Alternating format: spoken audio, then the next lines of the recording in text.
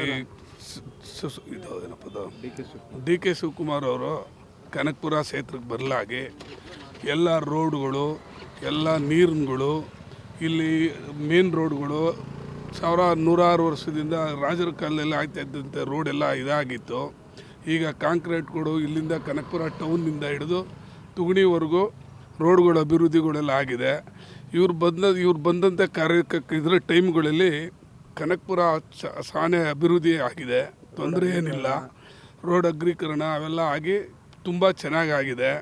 ನೀರಿನ ಸೌಕರ್ಯ ಚೆನ್ನಾಗಾಗಿದೆ.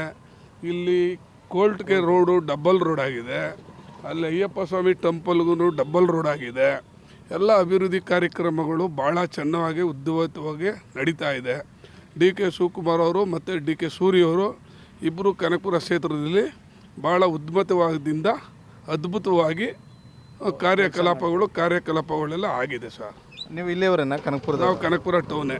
2023 ಚುನಾವಣೆಗೆ ಹೋಗೋದಕ್ಕೂ ಮೊದಲು ಡಿ ಕೆ ಶಿವಕುಮಾರ್ ಅವರು ಮುಖ್ಯಮಂತ್ರಿ ಆಗ್ತಾರೆ ಅನ್ನುವಂತಹ ಒಂದು ಬಲವಾದ ನಂಬಿಕೆ ಇತ್ತು.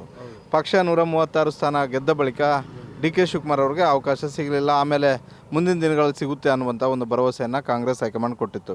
ಈಗ 2.5 ವರ್ಷ ಕಂಪ್ಲೀಟ್ ಆಗಿದೆ, ಇನ್ನೂ ಕೂಡ ಡಿ ಕೆ ಶಿವಕುಮಾರ್ ಅವ್ರಿಗೆ ಮುಖ್ಯಮಂತ್ರಿ ಸ್ಥಾನ ಸಿಕ್ಕಿಲ್ಲ.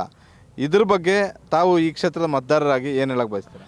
ಸರ್, ಇವತ್ತಲ್ಲ ನಾಳೆ ಡಿ ಕೆ ಶಿವಕುಮಾರ್ ಅವರು ಕನಕಪುರ ಕ್ಷೇತ್ರದ ಮುಖ್ಯಮಂತ್ರಿ ಆಗ್ತಾರೆ ಅಂತ ಭರವಸೆ ನಮಗೆ ಚೆನ್ನಾಗಿದೆ.